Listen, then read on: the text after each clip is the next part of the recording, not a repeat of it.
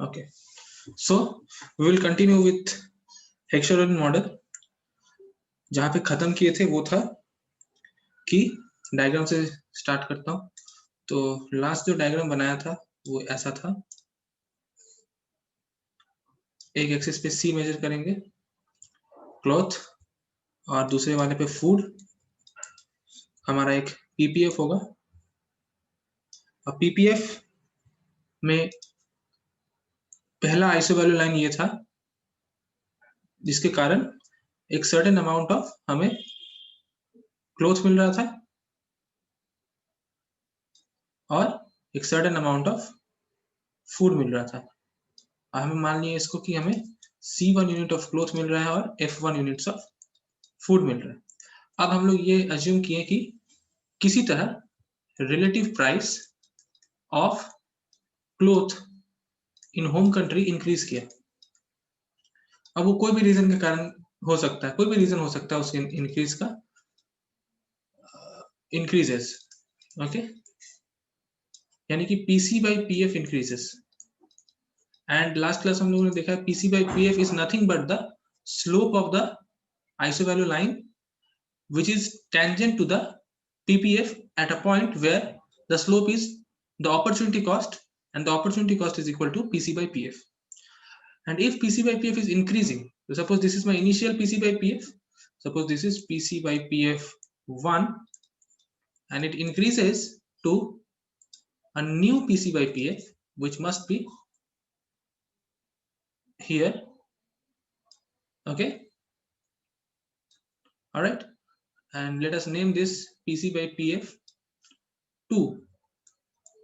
Okay, so we can see that the value of PC by PF increases, means the slope increases, the slope of the IC value line increases, and we can see that now the economy can produce a larger amount of cloth and a lesser amount of food, because the new ISO value line is tangent to the PPF towards the left of the original point. Suppose this was the initial point, point 1, and this is the final point, point 2. So economy moves from point 1 to point 2, and they are producing higher cloth and a lower food.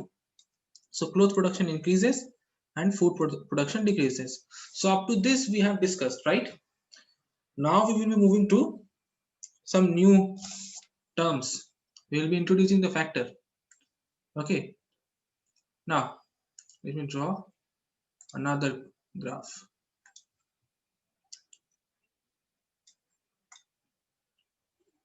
This is the graph. यहाँ पे हम लोग क्या major कर रहे हैं, मैंने क्या कहा, यहाँ पे हम लोग ये देखो, अगर ध्यान से, ये पीपीएफ है, राइट, कि क्या प्रोड्यूस हो रहा है. यहाँ पे हम लोग मेजर करेंगे फैक्टर्स का. तो हम लोग यहाँ लेंगे L by K. L by K मतलब what is L by K? Relative labor. Okay, या लेबर कैपिटल रेशियो बोल सकते हो, या बेसिकली ये दिखा रहा है कि एबंडेंसी और स्केर्सिटी, ये भी हम लोग बोल सकते हैं, है ना. फैक्टर एबंडेंसी को दो तरह से हम लोगों ने एक्सप्लेन किया था, एक प्राइस डेफिनेशन से, एक फिजिकल डेफिनेशन से. तो ये फिजिकल डेफिनेशन का है. इधर एल बाई के मेजर कर रहे हैं. ओके, और इधर क्या मेजर करेंगे, W by R. Now what is W by R? W by R is wage rental ratio, right? या relative wage rate of one factor with the other factor. मतलब हम लोग लेबर का प्राइस, वेज और rent क्या, basically they are the price. Okay, they are basically the price. And what is L by K? L by K is basically the quantity. So this is actually the quantity and this is actually the price, है ना. ध्यान से देख के बताओ, अगर हम लोग एक्स एक्सिस पे L by K ले रहे हैं, मतलब हम लोग ये मेजर कर रहे हैं कि इकोनॉमी में कितना लेबर काम करेगा विथ रेस्पेक्ट टू कैपिटल. इधर हम लोग अगर वेज बाय रेंटल ले, मतलब हम लोग एक्चुअली लेबर का प्राइस और कैपिटल का प्राइस मेजर कर रहे हैं. सो this is nothing but a graph showing quantity and price. Now which graph shows the relation between quantity and price?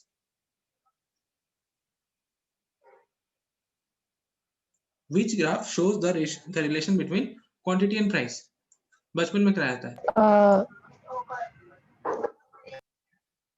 Demand और सप्लाई।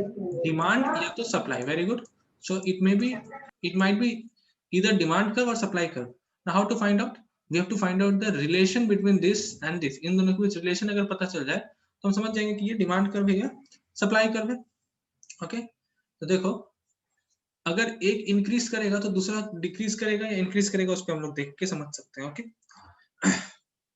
तो देखो लेबर अगर तुम्हारे कंट्री में इंक्रीज करता है, मतलब L/K का रेशियो अगर समझो पहले था L/K 1 और उसके बाद हो गया L/K 2, और अगर मैं बोलूं कि L/K 1 is greater than L/K 2, okay,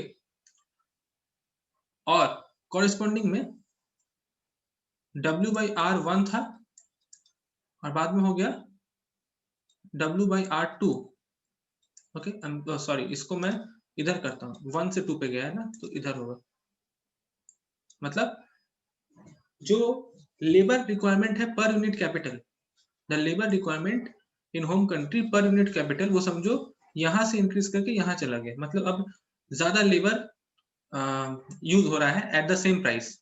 okay, तो ये बताओ उस कंट्री में लेबर का प्राइस बढ़ेगा या कमेगा? बढ़ेगा. बढ़ जाएगा. अगर उस अच्छा ये बताओ लेबर का डिमांड कौन करते हैं? Who demands labour? Form. Firm यानी कि प्रोड्यूसर, ये भी बोल सकते हैं, ठीक है. अच्छा, जब वो लेबर का डिमांड कर रहे हैं तो बदले में उसे क्या दे रहे हैं? वेज. वेज, यानी कि एक प्राइस पे कर रहे हैं. ओके, अब ये बताओ इसके बीच और इसके बीच का रिलेशन क्या होना चाहिए? फिर फर्म ज्यादा लेबर डिमांड क्यों करेंगे? जब प्रोडक्शन बढ़ाना. Okay, very good. और अगर उल्टा पर्सपेक्टिव से सोचा जाए तो मतलब डिमांड पहले फर्म, मतलब दो तरीके से सोच सकते हैं, या तो क्या फर्म डिमांड को इंक्रीज कर रहा है या पहले वेज इंक्रीज कर रहा है. ठीक है, दो तरीके से हम लोग सोच सकते हैं. फर्म को अगर समझो प्रोडक्शन बढ़ाना है, ओके, मतलब फर्म चाहता है कि वो क्लोथ प्रोड्यूस करे. ओके, क्यों चाहता है फर्म क्लोथ प्रोड्यूस करना? सोच के बताओ.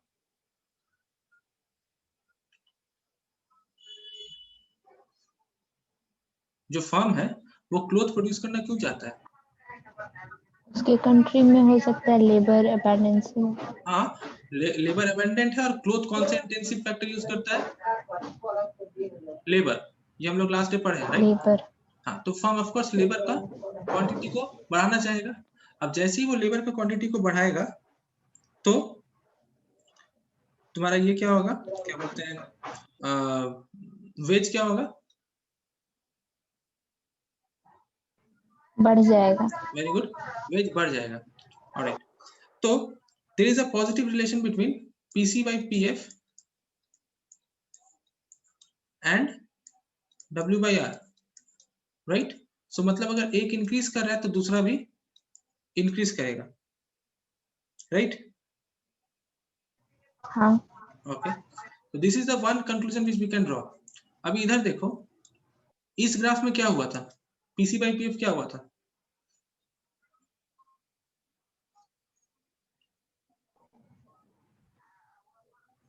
इस ग्राफ में प्राइस ऑफ क्लोथ का PC प्राइस बढ़ गया था. बढ़ गया था, राइट? मतलब ये वाला सिनेरियो हो रहा है इसमें, ये सिनेरियो है ना.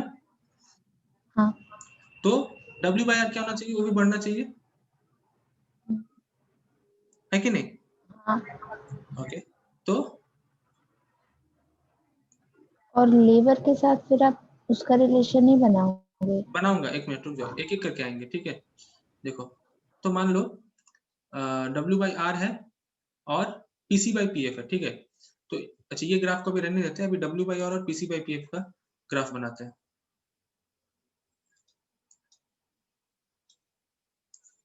इधर और इधर, ठीक है. इधर मेजर करें हम लोग PC/PF, सॉरी सॉरी सॉरी, इधर मेजर करेंगे W/R, इधर मेजर करेंगे PC/PF. तो इसका ग्राफ कैसा होना चाहिए, इस तरह से, राइट, ऊपर की तरफ। जब पीसी बाई पी एफ 1 पे था, यानी कि जब इधर ब्लैक कलर वाला स्लोप था, तब सपोज वेज रेट था W बाई आर 1, और जब ये पीसी बाई पी एफ 2 हो गया, यानी कि इधर रेड कलर वाला आइसोबल लाइन हो गया, तो ये वेज रेट क्या हो गया, W बाई आर 2, ठीक है। तो इस पॉइंट से इकोनॉमी इस पॉइंट पे जा रहा है, ओके। तो हम लोग को रिलेट करना है, अलग अलग टुकड़ों में हम लोग पढ़ेंगे, लेकिन चीजों को एक साथ रिलेट करके समझेंगे। यहाँ क्या हुआ, पीसी बाई पी एफ 1 से 2 पे गया, तो हम लोग देख रहे हैं कि क्लोथ का मैन्युफैक्चरिंग बढ़ रहा है। क्लोथ का मैन्युफैक्चरिंग बढ़ रहा है मतलब ज्यादा लेबर लगेगा, ज्यादा लेबर लगेगा तो फर्म जो है ज्यादा लेबर का डिमांड करेगी, और ज्यादा लेबर का फर्म डिमांड करेगी तो अपने आप वेज रेट क्या हो जाएगा, रॉकेट हो जाएगा। बात समझ में आया? हाँ भैया। अच्छा, लेकिन अभी अगर मैं उल्टा पर्सपेक्टिव से देखूं, मतलब फर्म के, मतलब जो पर्सपेक्टिव अभी सोचे उसका उल्टा पर्सपेक्टिव देखेंगे, तो हम लोग एक तरफ W बाई आर मेजर करें, एक तरफ L बाई के। यहाँ पे रिलेशन कैसा होना चाहिए, यहाँ रिलेशन विल बी नेगेटिव, क्योंकि एक अगर बढ़ता है तो दूसरा कम जाएगा, है कि नहीं। Wage by W by R अगर इंक्रीज कर जाए, यहाँ हम लोग क्या देख रहे हैं, W बाई आर क्या हो रहा है, इंक्रीज कर रहा है ना। तो अगर W बाई आर इंक्रीज करेगा तो फिर बाद में आफ्टर इफेक्ट क्या होना चाहिए, लॉ ऑफ डिमांड क्या बोलता है, अगर प्राइस इंक्रीज कर जाए तो हम लोग क्वांटिटी क्या करेंगे, डिक्रीज डिक्रीज कर करनी। देंगे, तो एक डाउनवर्ड स्लोपिंग ग्राफ हमें मिलेगा, राइट। हाँ अच्छा, भैया। हाँ बोलो। भैया अगर वेज बढ़ रहा है तो लेबर तो, अच्छा हाँ वो सप्लाई बढ़ाएगा, वो थोड़ी ना। ठीक है। समझ में आ गया। अच्छा, अभी ये दोनों सेक्टर में होगा, क्लोथ सेक्टर और फूड सेक्टर दोनों में होगा। अगर W बाई आर बढ़ रहा है, ठीक है, तो L बाई के दोनों में कमेगा। रिमेंबर, क्लोथ सेक्टर और फूड सेक्टर दोनों ही L बाई के यूज कर रहा है, दोनों ही लेबर और कैपिटल दोनों यूज कर रहा है ना, ओके। और W बाई आर अगर तुम्हारे कंट्री में बढ़ रहा है, यानी कि लेबर जो है वो महंगा हो रहा है, क्लोथ सेक्टर में भी फूड सेक्टर में भी, है कि नहीं।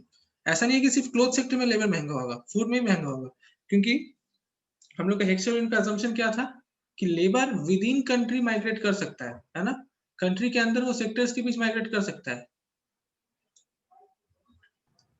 हाँ है ना। तो हमारे होम कंट्री में क्लोथ भी बन रहा है, फूड भी बन रहा है, क्लोथ में भी लेबर यूज हो रहा है, फूड में भी लेबर यूज हो रहा है। तो अगर वेज रेट कंट्री में बढ़ जाए as a whole due to this 1 to 2, तो दोनों ही सेक्टर में लेबर का जो डिमांड है वो क्या होगा, कमेगा, है कि नहीं। अब मेरे को हाँ ये बताओ ज्यादा किस में कमेगा, तो समझो मैंने दो डिमांड कर्व बनाया, ओके, और समझो एक वेज रेट है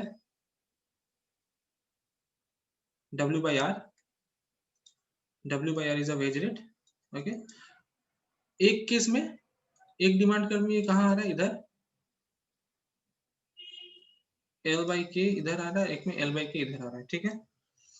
तो एक एक इधर है L बाई के और एक इधर है L बाई के, ओके। तो देखो ये डायग्राम क्या दिखा रहा है कि दो डिमांड कर्व है, दो अलग अलग सेक्टर का, एक क्लोथ सेक्टर एक फूड सेक्टर है, ठीक है। एक सर्टेन वेज रेंटल रेशियो है, और उस वेज रेंटल रेशियो में एक सेक्टर जो है वो इतना L बाई के यूज कर रहा है, और एक सेक्टर जो है वो इतना L बाई के यूज कर रहा है। तुमको मुझे बताना है इस दोनों में से कौन सा क्लोथ सेक्टर है, कौन सा फूड सेक्टर है, ये बताओ। वो ऊपर वाला जो ग्राफ है वो क्लोथ सेक्टर है। ये क्लोथ है और ये फूड है, क्यों। वो लेबर ज्यादा यूज कर रहा है, हाँ तो देखो, उसका लेबर का डिमांड यस, हाँ लेबर का डिमांड ज्यादा है, मतलब उसी वेज में वो ज्यादा लेबर, मतलब वो बाई कर रहा है, क्यों, क्योंकि क्लोथ सेक्टर लेबर इंटेंसिव है, जबकि फूड उसी वेज रेट पे कम लेबर डिमांड कर रहा है, क्योंकि फूड सेक्टर को लेबर से लेना देना नहीं है ज्यादा, उसको ज्यादा कैपिटल से लेना देना है, ठीक है। अभी ये हुआ हमारा इसका रिलेशन। अभी यहाँ पे हम लोग क्या देख रहे हैं कि वेज W बाई आर क्या हो रहा है, इंक्रीज कर रहा है ना। तो अगर W बाई आर इंक्रीज कर जाए तो समझो, थोड़ा बढ़ा करता हूँ, W बाई आर इंक्रीज कर गया और यहाँ चला गया, ओके। ऑलराइट, तो देखो दोनों सेक्टर में क्या होगा। तो फूड सेक्टर में क्या हो रहा है, L/K का डिमांड क्या हो रहा है, कम रहा है, और क्लोथ सेक्टर में क्या हो रहा है, L/K का डिमांड कम रहा है। मतलब कम अगर वेज रेंटल रेशियो अगर बढ़ता है तो दोनों ही सेक्टर लेबर को छोड़ेगा, दोनों सेक्टर ही लेबर को छोड़ेगा। बात समझ में आया? वो ये नहीं दिखेगा फिर कि कौन सा इंटेंसिव है कौन सा इंटेंसिव नहीं है। बेसिक जो माइक्रो इकोनॉमिक्स है, सप्लाई डिमांड, वो सब फॉलो करेगा, बिकॉज हेक्सचर में हम लोगों ने परफेक्ट कंपटीशन एजम्पशन भी फॉलो किया है, राइट, कि सब कुछ परफेक्ट कंपटीशन मार्केट है। तो अगर वेज रेंटल रेशियो इंक्रीज करके W/R1 से W/R2 में गया तो L/K, समझो ये फूड सेक्टर था ना, तो LF/KF और ये LC/KC, ये 1 था, ये मूव करके क्या चल जाएगा, LC/KC 2, एंड इधर चल जाएगा LC/KC 3। Okay, this is sorry LF/KF 2। तो दोनों सेक्टर में मोशन हो रहा है डिक्रीजिंग। ओके, बात समझ में आया? हाँ So why this will happen? देखो, as try to understand, as PC/PF increases, producers produce more cloth and less food, right? And what will happen as a result? Demand for labor will increase, है कि नहीं? जब PC/PF, पूरा scenario को एक साथ समझो, जब PC/PF इंक्रीज करेगा तो प्रोड्यूसर्स क्या करेंगे, वो ज्यादा क्लोथ बनाएंगे और फूड कम बनाएंगे, जो यहाँ पे हम लोग को दिख रहा है कि नहीं? ज्यादा क्लोथ बना रहे हैं और कम फूड बना रहे हैं। अब अगर ज्यादा क्लोथ बन रहा है तो लेबर ज्यादा लगेगा, तो लेबर डिमांड क्या होगा, इंक्रीज करेगा, और फूड कैपिटल डिमांड क्या होगा, डिक्रीज करेगा। ओके, तो अगर लेबर डिमांड इंक्रीज कर रहा है तो हम लोग को क्या दिख रहा है यहाँ पे कि वेज रेट क्या हो रहा है, इंक्रीज कर रहा है, और वेज रेट अगर इंक्रीज कर रहा है तो लेबर बाय कैपिटल का रेशियो क्या हो रहा है, डिक्रीज कर रहा है, दोनों ही सेक्टर में, है कि नहीं? यहाँ तक समझ में आया? हाँ हाँ भैया।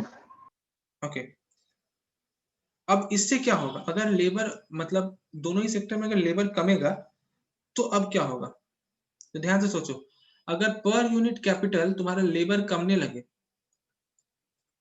पर यूनिट कैपिटल अगर लेबर कमने लगे, then what will happen, the marginal productivity of labor will, क्या होगा, if per unit capital labor decreases, जो यहाँ हो रहा है, राइट, पर यूनिट कैपिटल लेबर डिक्रीज कर रहा है, तो मार्जिनल प्रोडक्टिविटी ऑफ लेबर क्या होगा, बढ़ेगा। वेरी गुड, तो marginal productivity of labour is increasing because per unit capital labour कम कर दिया गया है। तो मतलब कम लेबर, पहले अगर समझो 3 कैपिटल था उस पर 30 लेबर काम कर रहा था, तो अब उसी 3 कैपिटल पे 10 लेबर काम करेगा, तो प्रोडक्टिविटी ऑफ कोर्स बढ़ेगा लेबर का, मार्जिनल प्रोडक्टिविटी बढ़ेगा। अब अगर मार्जिनल प्रोडक्टिविटी लेबर का बढ़ रहा है और परफेक्ट कंपटीशन मार्केट है, तो बताओ परफेक्टली कॉम्पिटिटिव मार्केट में वेज रेट किस हिसाब से दिया जाता है, मार्जिनल प्रोडक्टिविटी से, है ना? परफेक्ट भैया कंपटीशन वही, क्या बोल रही हो? वो वेज रेट बढ़ रहा था इसलिए हम बोले मार्जिन प्रोडक्टिविटी बढ़ेगा। अच्छा अच्छा, उसी लिए बोली, ओके। तो हाँ, उस वो लॉजिक से तुम बोली हो, लेकिन ये एक्चुअली वेज रेट बढ़ रहा है इसलिए मार्जिनल प्रोडक्टिविटी नहीं बढ़ रहा है, मार्जिनल प्रोडक्टिविटी बढ़ रहा है इसीलिए वेज रेट बढ़ रहा है। बात समझ में आया? हाँ ऐसा तो नहीं है कि तुमको मैं अगर ज्यादा पैसा देने लगूं तो तुम ज्यादा काम करोगे, दिस इज नॉट सो। तुम अगर ज्यादा काम करोगे तो मैं तुमको ज्यादा पैसा दूंगा, है ना? अब तुमको ज्यादा काम मैं कराऊंगा कैसे, तुमको ज्यादा अच्छा कैपिटल देके, तुम्हारा लेबर कैपिटल रेशियो को इंप्रूव करके, जो मैंने इधर कर दिया है, ठीक है? अब वो इधर कैसे हुआ है, तो उसका तुम इम्पैक्ट बोल सकते हो वो वेज रेट बढ़ने के कारण हुआ है। तो it's an story where both the wage are pushing each other. बात समझ में आ रहा है? हाँ भैया। Okay, so what I was saying, marginal productivity of labour increase कर जाएगा। अब फैक्टर्स जो है वो मार्जिनल प्रोडक्टिविटी के बराबर ही मिलता है उसको पैसा, तो अब उसका वेज रेट क्या होगा, इंक्रीज करेगा, है ना? Wage rate will increase. हाँ now if wage rate will increase, तो वहां पे हो सकता है कि ये जो वेज रेट गया था ना इसके भी ऊपर चला जाएगा वेज रेट। अभी तक तो हम लोग यहाँ तक वेज रेट देख रहे हैं, अब ये कमने के कारण वेज रेट अगर फर्दर इंक्रीज करता है तो देखो क्या होगा, अगर वेज रेट फर्दर इंक्रीज करता है W/R 3 पे, तो मेरा PC/PF क्या होगा, फर्दर इंक्रीज करेगा, है ना। PC/PF फर्दर इंक्रीज करेगा तो इधर पे स्लोप क्या होगा, वो फर्दर चेंज करेगा, है कि नहीं। अब PC/PF का स्लोप अगर फर्दर चेंज करेगा तो क्लोथ का प्रोडक्शन क्या होगा, फर्दर बढ़ेगा, राइट। क्लोथ का प्रोडक्शन अगर फर्दर बढ़ेगा तो फिर क्या होगा, एज अ रिजल्ट प्रोड्यूसर ज्यादा क्लोथ प्रोड्यूस करेंगे, है ना। प्रोड्यूसर ज्यादा डिमांड, तो लेबर का डिमांड फिर बढ़ेगा, राइट। तो हाँ लेबर का डिमांड अगर फिर बढ़ेगा तो वेज रेट वापस नीचे आएगा, है कि नहीं। अगर ये लेबर पीछे जा रहा था ना, अब लेबर इधर जाएगा तो वेज रेट वापस नीचे आएगा। बात समझ में आ रहा है। हाँ भैया। So this process will go on. Okay. So this is the chronology which you have to understand. और ये तीनों डायग्राम एक साथ होगा। एक तुम अगर मॉडल पेपर खोलोगी तो मॉडल, जैसे मैं तुमको एक मॉडल पेपर भेजा था PDF, उसमें देखना एक क्वेश्चन है जिसमें डायग्राम को उन लोगों ने इस तरह से सजाया है, तीनों डायग्राम को मिला दिया है, ऐसा है और इधर पे ऐसा है, इस तरह से, ठीक है। इधर मेजर कर रहा है W/R, इधर मेजर कर रहा है PC/PF, और इधर मेजर कर रहा है L/K।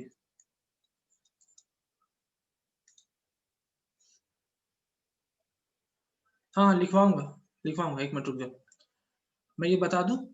अच्छा बताओ, इस पोर्शन का ग्राफ कैसा होगा, इस पोर्शन का ग्राफ, इधर का तो डाउनवर्ड स्लोपिंग होगा, राइट। अभी हम लोगों ने किया है ना डाउनवर्ड स्लोपिंग, तो इधर का तो डाउनवर्ड स्लोपिंग होगा। इधर का क्या होगा,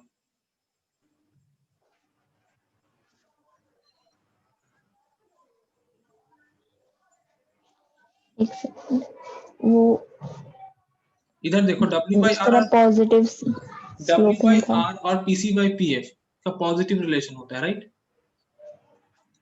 है ना। हाँ तो इधर पॉजिटिव रिलेशन तो कैसे दिखाएंगे, बना के दिखाएं, हम बनाओ, ड्रॉ कर दो। कैसे ड्रॉ होता है, तुम लैपटॉप पे हो मोबाइल पे, लैपटॉप पे। देखो ऊपर जो एक ऑप्शन होगा उसमें एनोटेशन का ऑप्शन होगा, उसको क्लिक करो, एनोटेशन।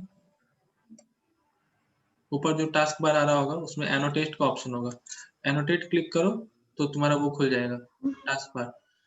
ड्रॉ वाला में जाओ, ड्रॉ, मिला हाँ ना। ड्रॉ वाला में जाओ, जो तीसरा नंबर पे ड्रॉ वाला में जाके,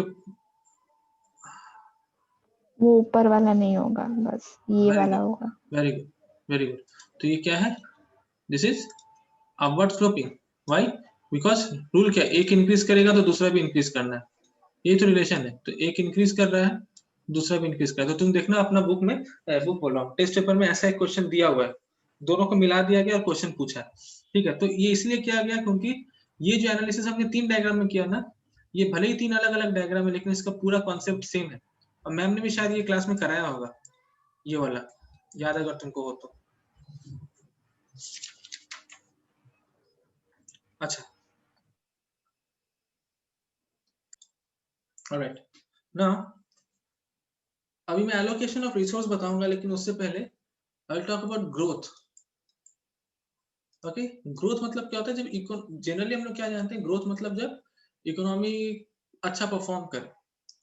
उसको अगर डायग्राम में कोई दिखाने बोले तो बोलेंगे जब इकोनॉमी में, इकोनॉमी का जो PPF है वो अगर बाहर की तरफ निकलता है तो हम लोग क्या कहते हैं कि इकोनॉमी ग्रो कर रहा है, तो this is a sign of growth, right. ऐसा हम लोग दिखाते हैं। तो अभी हम लोग क्या देखेंगे, जो ग्रोथ है ये 3 तरीके का होता है। ओके, सॉरी 2 तरीके का। एक होता है बायस्ड ग्रोथ और एक होता है unbiased growth. So there is a biased growth and there is an unbiased growth. What is the difference? Unbiased growth is like this, जिसमें इकोनॉमी का ऐसा होल ग्रो हो रहा है ये नहीं समझ में आ रहा है कि कौन से सेक्टर के ग्रोथ के कारण इकोनॉमी ग्रो किया। Suppose we have a cloth sector and we have a food sector and we have a PPF. Okay, जैसे इंडिया ग्रो कर रहा है, अगर हम बोले तो इंडिया कौन से सेक्टर के कारण ग्रो कर रहा है? हो सकता है टेक्नोलॉजिकल सेक्टर के कारण ग्रो कर रहा है, या हो सकता है वो फार्मास्यूटिकल सेक्टर के कारण ग्रो कर रहा है, और हो सकता है कंट्री में कुछ सेक्टर जैसे मोटर सेक्टर समझो खराब परफॉर्म कर रहे हैं, या समझो एग्रीकल्चर सेक्टर समझो खराब परफॉर्म कर रहे हैं, लेकिन टेक्नोलॉजिकल सेक्टर और फार्मा सेक्टर समझो बहुत अच्छा परफॉर्म कर रहा है। ओके, तो ओवरऑल कंट्री का क्या होगा? ग्रोथ ही होगा। टेक्नोलॉजिकल और फार्मास्यूटिकल सेक्टर जो है उनका ग्रोथ इनका डाउनफॉल को डोमिनेट कर दे रहा है, तो ओवरऑल हम लोग क्या बोलेंगे कि ग्रोथ हो रहा है, राइट। लेकिन जब you can not observe these internal changes, तुमको अगर सिर्फ ग्रोथ दिखे, किसके कारण ग्रोथ हो रहा है वो ना दिखे, तब उसको हम लोग कहते हैं unbiased growth. Okay, economy just grow कर गया। But when we talk about the growth due to any one sector, then we call it biased growth. Okay, so biased growth भी दो तरीके का होगा हमारे हेक्सोडेंट के एग्जांपल में। एक होगा क्लोथ बायस्ड और एक होगा फूड बायस्ड, या इसको इस तरह से भी कह सकता है कि लेबर बायस्ड और capital biased. Why labour biased? Because cloth is labour intensive, and why capital biased? Because food is capital intensive.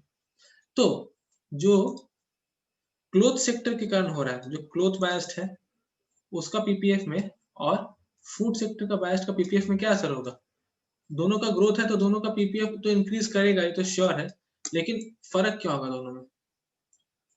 So this is the PPF of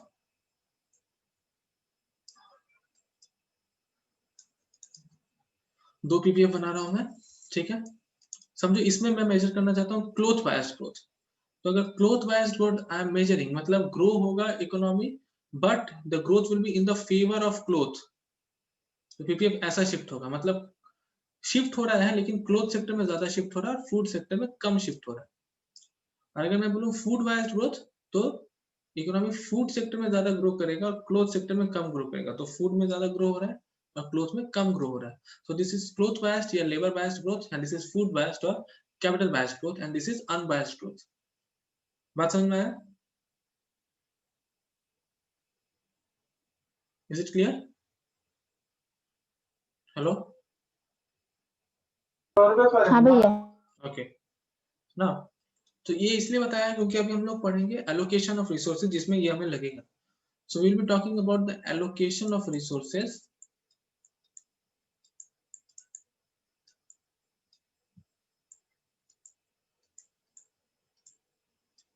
in our home country. Okay, we will be talking about home country कि home country में resource को कैसे allocate करेगा ना। What are your resource? Your resource is either labour and capital. अब इन दोनों को कैसे अलोकेट करें, और एलोकेट करना किस में है? क्लोथ सेक्टर में और फूड सेक्टर में। इन दो सेक्टर में how will an economy allocate the labour, their total labour and their total capital, ठीक है। तो that will be discussing. Alright, तो let me draw a box diagram. तो ये box diagram micro economic general equilibrium में हम लोग जो किए हैं उसी कॉन्सेप्ट पे ये बना हुआ है। तो ये बॉक्स डायग्राम में क्या है, हम लोग, अच्छा बॉक्स डायग्राम इससे पहले किया तुमने? नहीं किया तो बोल दो, मैं समझाऊंगा बॉक्स डायग्राम।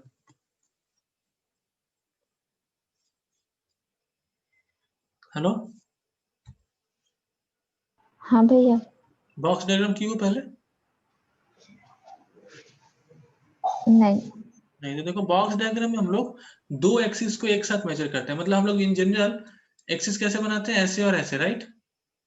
तो समझो ये एक एक्सिस है और एक और एक्सिस है जो उल्टा है, मतलब ऐसे ऐसे है, ऐसे है और ऐसे है, मतलब उल्टा अगर देखेंगे तब वो सीधा दिखेगा।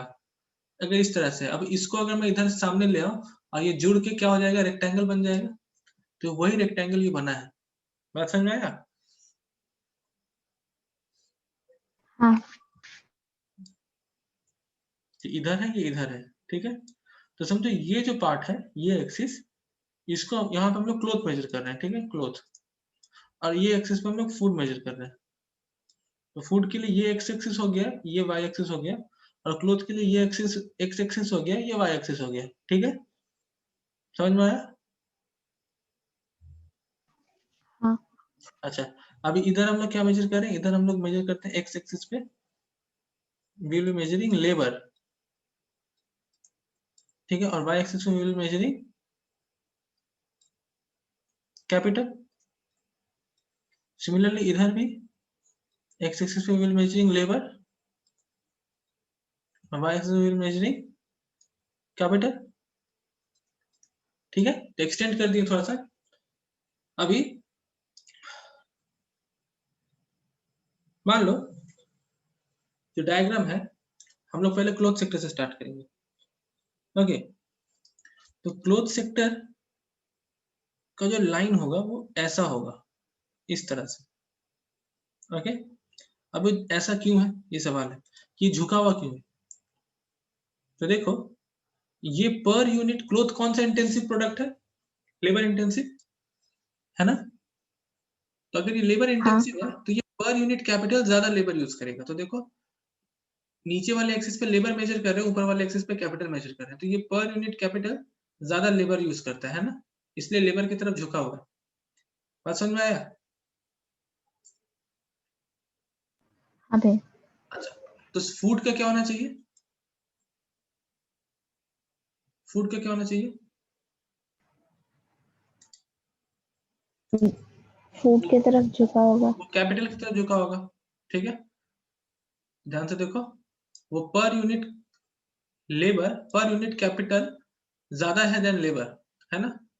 ध्यान से देखो, ये एक्सिस लेबर है और ये एक्सिस कैपिटल है, तो किसकी तरफ झुका है वो, कैपिटल की तरफ या लेबर की तरफ? एक बार फिर बताइएगा, कंफ्यूजन हो रहा। अपने लैपटॉप को उल्टा कर लो, समझ सीधा दिखेगा, जस्ट रिवर्स योर लैपटॉप और फूड को ओरिजिन बनाओ, फूड को ये वाला पॉइंट को ओरिजिन बनाओ, ठीक है। तो ये तुम्हारा एक्स एक्सिस हो गया लेबर और ये वाई एक्सिस हो गया कैपिटल। अब देखो, ये जो लाइन है ब्लू कलर वाला, ये किस तरफ झुका हुआ है, लेबर की तरफ या कैपिटल की तरफ?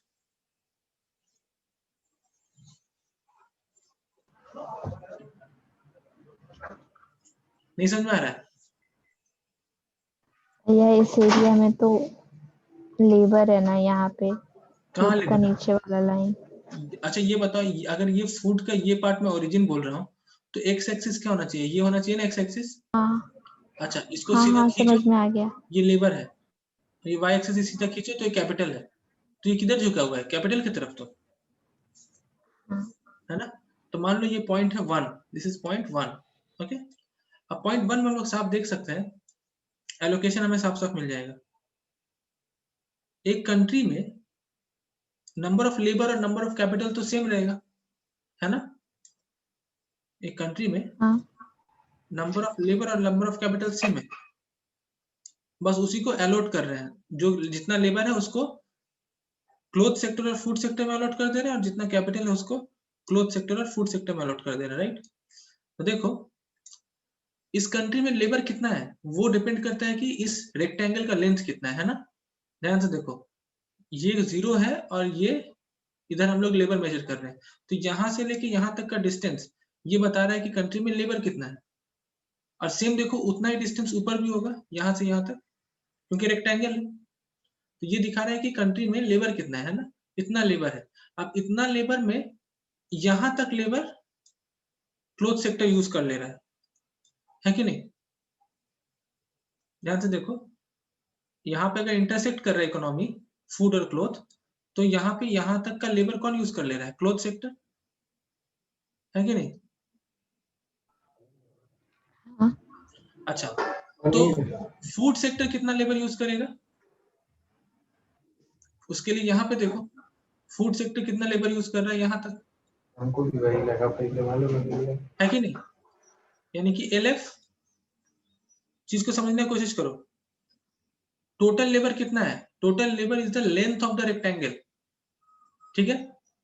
ये एलोकेशन कहीं भी हो, यहां हो यहां हो यहां हो, कहीं भी हो, अगर आधा पार्ट क्लोथ सेक्टर को दे दिया जाए तो बचा हुआ पार्ट कौन लेगा, फूड सेक्टर लेगा, है कि नहीं। नहीं समझ में आ रहा है? हेलो, सपोज हम लोग अलग अलग डायग्राम नहीं बना सकते। नहीं, इसलिए तो बॉक्स डायग्राम से बनाना जरूरी है। रिप्सिंस्की थ्योरम यहीं से डेवलप होगा। अलग अलग डायग्राम अगर बनता तो फिर दिक्कत क्या। देखो इस चीज को समझो, मान लो ये लाइन डिपिक्ट करता है कितना लेबर है, ठीक है। ये लाइन डिपिक्ट करता है कितना लेबर है इकोनॉमी में, यहाँ से यहाँ तक। अब मैं बोल रहा हूँ कि इतना लेबर अगर क्लोथ सेक्टर को दे दिया गया तो फूड सेक्टर के लिए कितना लेबर बचा, और बाकी आधा। बाकी वाला, ठीक है। तो ये फूड सेक्टर के लिए बना। अब इसी लाइन का एक सेम टू सेम लाइन अगर मैं थोड़ा ऊपर बना दूं, सेम टू सेम, ठीक है, ओके। और ऊपर वाला जो लाइन है ना, जैसे नीचे वाला लाइन का मेजरमेंट कहाँ से स्टार्ट हो रहा है, यहाँ से, जीरो से यहाँ से स्टार्ट हो रहा है, ठीक है। तो हम बोल रहे हैं एलसी तक गया क्लोथ सेक्टर में लेबर, ठीक है। और सेम टू सेम लाइन ऊपर बना दिए, और ऊपर वाले लाइन का मेजरमेंट स्टार्ट कर रहे हैं यहाँ से, ठीक है। अब हम ये भी बोल रहे हैं कि एलसी यहाँ तक अगर क्लोथ सेक्टर में लेबर है तो रिमेनिंग पार्ट क्या होगा, फूड सेक्टर। तो यहाँ से रिमेनिंग पार्ट अगर मेजर करें तो इतना पोर्शन आएगा ऊपर में, है ना, यहाँ तक, है कि नहीं। तो ये हो जाएगा एलएफ, जितना फूड सेक्टर लेबर ले रहा है। हाँ भैया। बात समझ में आ गया ना। यही चीज, ये लेंथ ही तो ये लेंथ है। तो ये अगर बाकी रिमेनिंग फॉर फूड है तो मैं इसको यहाँ से भी मेजर कर सकता हूँ ना, जीरो से कितना फूड है। अगर ये टोटल 100 है, ठीक है, और ये हो गया 70, तो बचा है 30। तो अगर इधर जीरो से काउंट करेंगे तो ये भी 30 पे आएगा ना। हाँ। बात समझ में आया? तो हम लोग यहाँ पे वही चीज किए हैं इस डायग्राम में। जो हम लोग यहाँ जो डायग्राम बना है इसमें वही चीज है। रेक्टेंगल का जो लेंथ है वो मेजर कर रहा है कि इकोनॉमी में कितना लेबर है, और वही लेबर में से कुछ लेबर क्लोथ सेक्टर ले लेगा और कुछ लेबर जो बचा हुआ है वो फूड सेक्टर लेगा। और वो कैसे डिसाइड होगा, वो डिसाइड होगा कि क्लोथ सेक्टर का जो ये है आइसो वैल्यू है, और फूड सेक्टर का जो कहाँ पे इंटरसेक्ट कर रहा है, वो यहाँ इंटरसेक्ट कर रहा है। अगर यहाँ इंटरसेक्ट कर रहा है यानी कि क्लोथ सेक्टर इतना लेबर ले ले रहा है, और जो बचा हुआ लेबर है वो फूड सेक्टर को मिल रहा है, यानी कि इतना, ये पार्ट, दिस पोर्शन, ओके। और क्लोथ सेक्टर को मिल रहा है दिस पोर्शन। यहाँ तक क्लियर हुआ कि नहीं, ये बताओ।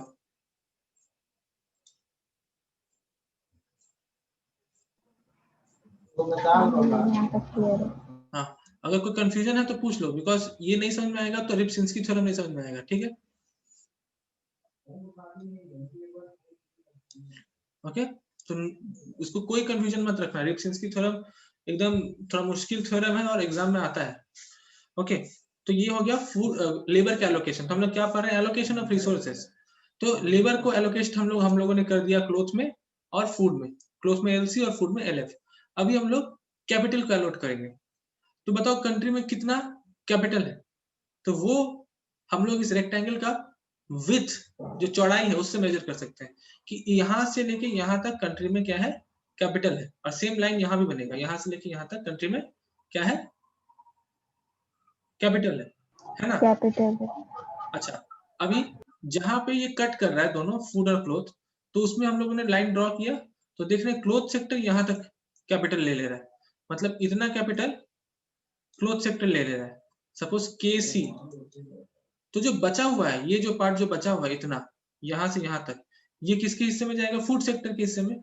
तो उसको यहाँ पे नहीं मेजर करके हम लोग यहाँ मेजर करेंगे कि इतना कैपिटल फूड सेक्टर ले रहा है, के एफ। बात समझ में आया। हाँ भैया। तो सेम लॉजिक से यहाँ भी किया हम लोगों ने, ओके। सो अब हम लोगों ने कैपिटल का भी एलोकेशन कर दिया। कैपिटल के एफ और K C in the cloth sector, very simple, okay, alright.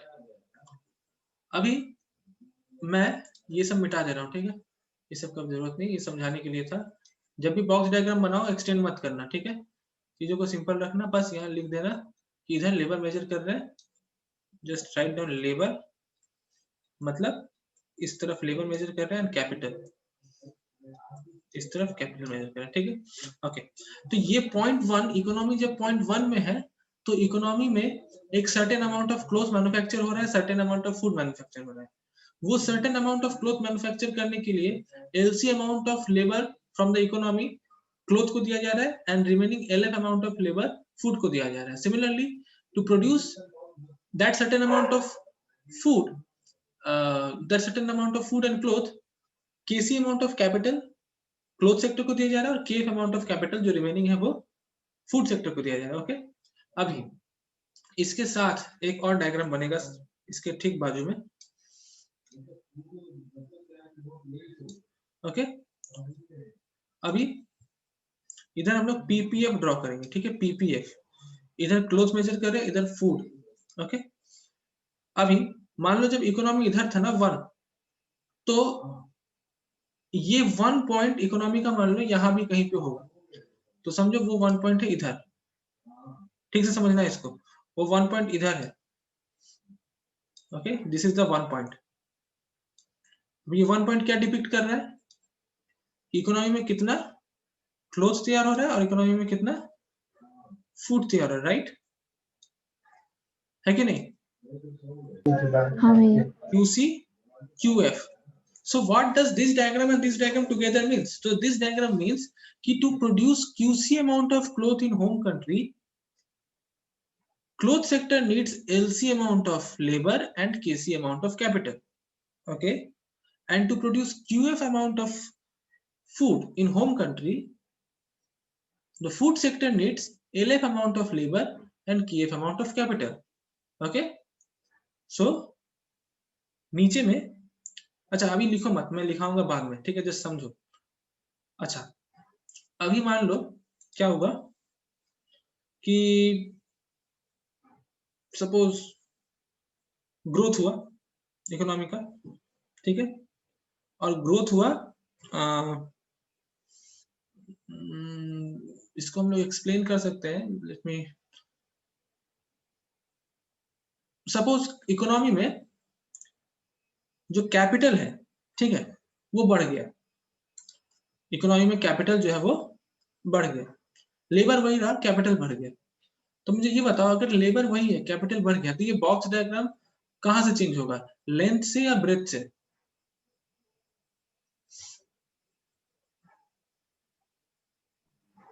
Breath से। ब्रेथ से, वेरी गुड। यानी कि ये जो लेंथ, ये जो पार्ट है ये थोड़ा लंबा हो जाएगा, है ना, तो इसका हम लोग एक्सटेंशन बनाएंगे, कितना लंबा हुआ। ओके, तो यहां तक चला गया मान लो, और ये यहां तक चला गया। ओके, ऑलराइट, लेबर वही है, लेंथ में कोई चेंज नहीं हुआ, इसका मतलब लेबर अभी भी वही है। ओके, तो अब फूड हम लोग यहां लिख देंगे, फूड, ये कैपिटल इधर है। तो अब क्या हो रहा है देखो, क्लोथ का जो ओरिजिन है वो सेम रहेगा, है ना, लेकिन फूड का ओरिजिन क्या हो गया, ऊपर जा चुका है ना, है कि नहीं? हाँ। तो अब इसका ओरिजिन से एक डायग्राम बनेगा, एक रे बनेगा, तो चलो बनाते हैं। तो पैरेलल एक रे बनाएंगे, अब वही पैरेलल रे देखो कहाँ कट कर रहा है इसको, क्लोथ सेक्टर को, यहाँ पे, है ना, तो ये हो गया 0.2 ऑफ इकोनॉमी। क्या हो गया, 0.2 ऑफ इकोनॉमी। बात समझ में आया? हेलो हेलो, हमें ये बात समझ में आया। ठीक है, तो जब कैपिटल ग्रो कर रहा है तो कैपिटल जो चौड़ाई है वो बढ़ा दिया मैंने बॉक्स डायग्राम का, लंबाई सेम रखा, यानी कि लेबर सेम है, फूड का ओरिजिन चेंज हुआ, फूड का ओरिजिन से जो मैंने लाइन खींचा तो यहाँ पे आ रहा है इकोनॉमी। तो अब क्या होगा, एलोकेशन ऑफ रिसोर्सेज से हम लोग क्या करेंगे, रीएलोकेशन ऑफ रिसोर्सेज, रिसोर्सेज अब क्या होगा, रीएलोकेट होगा। अब देखो फूड सेक्टर में देखो क्या चेंजेस होगा हम लोग को देखने को मिलेगा। अभी पहले जो डायग्राम, जो कटिंग यहाँ पे किए थे हम लोग LCLF, वो कटिंग हम यहाँ पे करेंगे, दिस एंड दिस। ये कट क्यों किया, समझ में आया? हाँ। तो देखो अब क्या है, to produce this quantity in the economy, cloth sector अब सिर्फ इतना लेबर ले रहा है, LC डैश, है ना, और जो बच जा रहा है मतलब यहाँ से लेके यहाँ तक क्लोथ सेक्टर ने लेबर लिया, तो रिमेनिंग जो बाकी बचा है लेबर वो कौन लेगा? Food sector. Food sector. तो ये वाला चीज मैं नीचे नहीं बना के ऊपर बना रहा हूँ, L F dash food sector लेगा, ये वाला यहाँ से लेके पूरा यहाँ तक, है ना,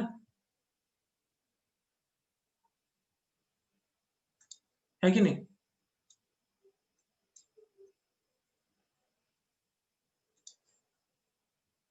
पहले food sector L F unit of labour ले रहा था, एल एफ, अभी लेबर क्या ले रहा है? L F dash unit of labour, यानी कि फूड सेक्टर में लेबर रिक्वायरमेंट इंक्रीज कर गया और क्लोथ सेक्टर में लेबर रिक्वायरमेंट क्या हुआ? डिक्रीज कर गया। तो रीएलोकेशन क्या हो रहा है? पहले क्लोथ सेक्टर ज्यादा लेबर यूज करता था, फूड सेक्टर कम लेबर यूज करता था। पहले cloth sector LC unit of labour use करता था और food sector was employing LF unit of labour, लेकिन अभी रीएलोकेट हो रहा है, क्लोथ सेक्टर लेबर छोड़ रहा है ना, क्लोथ सेक्टर लेबर को कमा रहा है और जो लेबर छूटा वो कहाँ जा रहा है? अगर लेबर को क्लोथ सेक्टर निकाल देगा तो किस सेक्टर में लेबर काम करेगा? इकोनॉमी में दो ही सेक्टर है, तो फूड सेक्टर में जाएगा वो। बारे में। तो जितना देखो लेबर हाँ। क्लोथ सेक्टर से निकला उतना ही लेबर फूड सेक्टर में ऐड हुआ, है कि नहीं? सिंपल है। अभी कैपिटल देखते हैं, कैपिटल के साथ क्या हो रहा है। तो क्लोथ सेक्टर में कैपिटल पहले केसी यूनिट ऑफ कैपिटल था क्लोथ सेक्टर में, राइट, केसी, अभी वो इधर आ चुका है केसी डैश पे, राइट। तो क्लोथ सेक्टर में कैपिटल भी कम रहा है ना, और पहले फूड सेक्टर में के एफ यूनिट ऑफ कैपिटल होता था, अभी फूड सेक्टर में क्या होगा? बढ़ जाएगा। एक मिनट रुक जाओ, केसी था, केसी डैश पे गया, पहले के एफ था यहाँ पे, और ऑफ कोर्स अभी यस अभी बढ़ गया है, राइट, के एफ इधर आया, ओके, तो ये इंक्रीज किया। तो यहाँ पे एरो भले ही डाउनवर्ड है लेकिन ये इंक्रीज दिखा रहा है एक्चुअली, क्योंकि हम लोग यहाँ से ओरिजिन मेजर किए, तो कंफ्यूज नहीं होने का है, ठीक है। यहाँ पे डाउनवर्ड में मतलब कम रहा है, लेकिन यहाँ डाउनवर्ड मतलब बढ़ रहा है, ओके।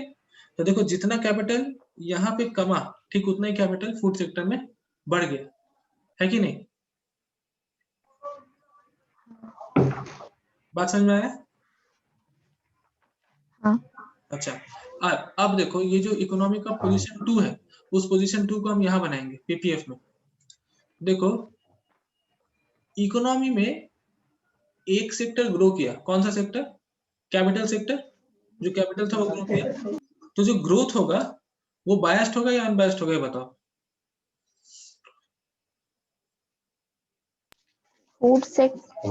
फूड बायस नहीं होगा। फूड बायस्ड होगा, वेरी गुड। फूड बायस्ड क्यों होगा? बिकॉज कैपिटल इंक्रीज कर रहा है और कैपिटल को कौन सा सेक्टर इंटेंसिवली यूज करता है? फूड। सो बायस्ड ग्रोथ होगा और फूड बायस्ड होगा, राइट। तो पीपीएफ इस तरह से बढ़ेगा, मतलब इसकी तरफ ज्यादा बढ़ रहा है, फूड की तरफ, है ना। अब पोजीशन 2 है इकोनॉमी में, 2 पोजीशन, तो मान लो ये है पोजीशन 2, पोजीशन 2 पे नया पीसी बाई पीएफ हमें मिलेगा, राइट। अब ऑफ कोर्स वो ऊपर ही होगा पीसी बाई पीएफ, क्यों? पीसी बाई पीएफ ऊपर क्यों होगा? क्योंकि अगर पीसी बाई पीएफ ऊपर नहीं होगा तो तुम्हारा फूड सेक्टर का प्रोडक्शन कैसे बढ़ेगा, राइट। सो बेसिकली क्यूएफ से इकोनॉमी क्यूएफ डैश पे जा रहा है और क्यूसी से इकोनॉमी क्यूसी डैश पे जा रहा है।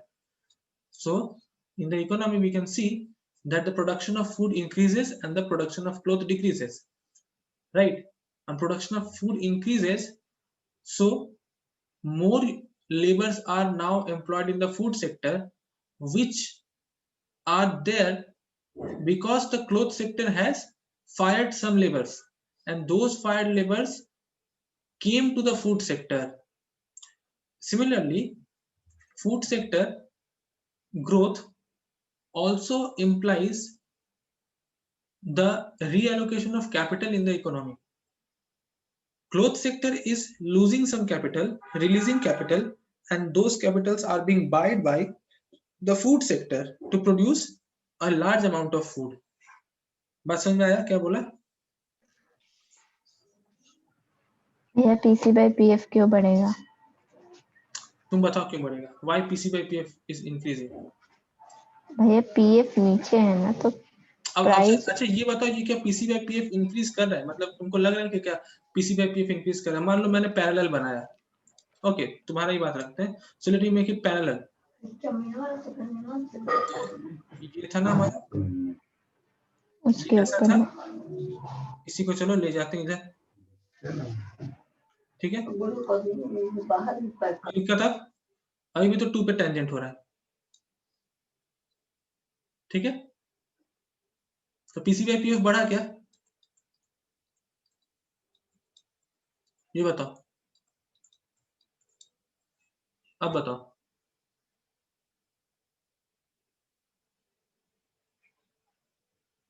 Hello hello. भैया PF तो नीचे है ना डिनोमिनेटर में। हाँ तो पीसी बाई पीएफ एक्चुअली होता है क्या? स्लोप ना। तो अगर फूड प्रोडक्शन बढ़ा, हाँ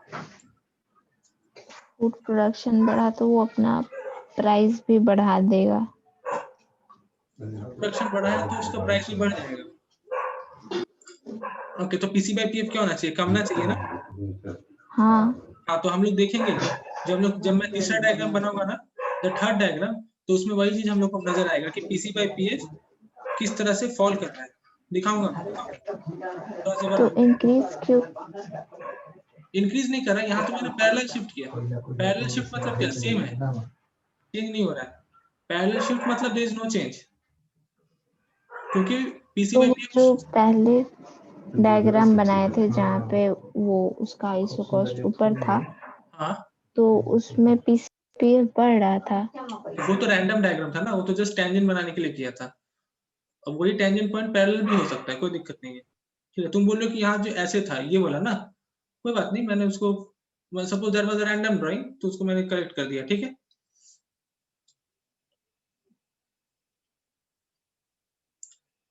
ठीक है। अच्छा यहाँ पे कुछ पूछना है तो पूछ लो जल्दी से, बिकॉज ये थोड़ा, ये डायग्राम बनाया ना कॉपी में तुमने साथ साथ। हेलो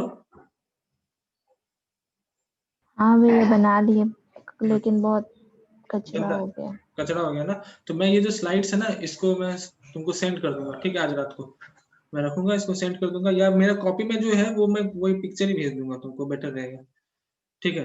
तो चीज क्या हो रहा है देखो, रीएलोकेशन ऑफ रिसोर्सेज हो रहा है जस्ट बिकॉज एक सेक्टर ग्रो कर गया तो, ठीक है। अच्छा ऑलराइट, अभी अब क्या होगा इसके रिजल्ट के कारण? ये बहुत अच्छी बात है, एक सेक्टर बढ़ रहा है, दूसरा सेक्टर। अब हाँ एक और चीज देखो, फूड सेक्टर में ग्रोथ हुआ है ना, तो फूड सेक्टर ही ऐसा सेक्टर है जो लेबर और कैपिटल दोनों ज्यादा कर रहा है, ज्यादा मतलब एम्प्लॉय कर रहा है, और क्लोथ सेक्टर दोनों को ही छोड़ रहा है। Even if food is capital intensive, not labour intensive, still food sector is buying more labour and buying more capital. But अगर कंपेयर कर दूं फूड सेक्टर में ही, फूड सेक्टर और क्लोथ सेक्टर में कंपेयर नहीं करने नहीं बोल रहा हूं मैं, सिर्फ फूड सेक्टर में कंपेयर करने बोल रहा हूँ। फूड सेक्टर में दोनों ही फैक्टर्स उसने इंक्रीज किया है, लेबर भी और कैपिटल भी। बट देखो लेबर को ज्यादा इंक्रीज किया है और कैपिटल को कम इंक्रीज किया है। तो ये बताओ कि अगर food sector itself is capital intensive, तो वो ज्यादा लेबर क्यों इंक्रीज कर रहा है?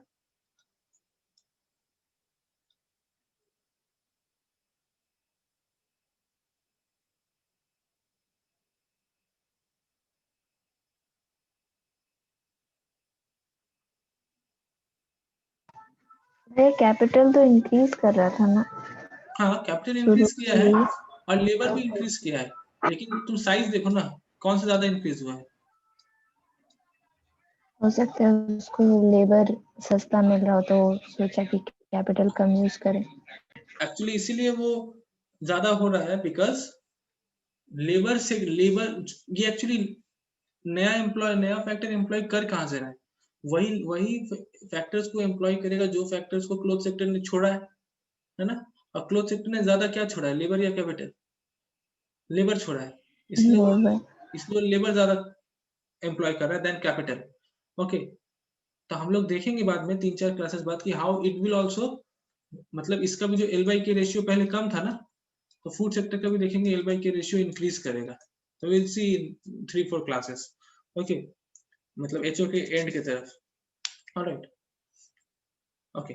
अब इसके बाद एक जैसे तुमने बोला पीसी बाई पीएफ वो कमेगा, तो उसमें हम लोग रिलेटिव डिमांड और रिलेटिव सप्लाई से हम लोग दिखा सकते हैं कैसे कमेगा, एक विदाउट ट्रेड और एक विथ ट्रेड। ओके, तो मैं वो वाला पार्ट नेक्स्ट डे दिखाऊंगा। ओके, वो पार्ट मैं आज नहीं दिखाऊंगा, वो पार्ट मैं नेक्स्ट डे दिखाऊंगा। और आज मैं इसको डिक्टेट कर देता हूँ, ये वाला पार्ट। ओके, चलो लिखो।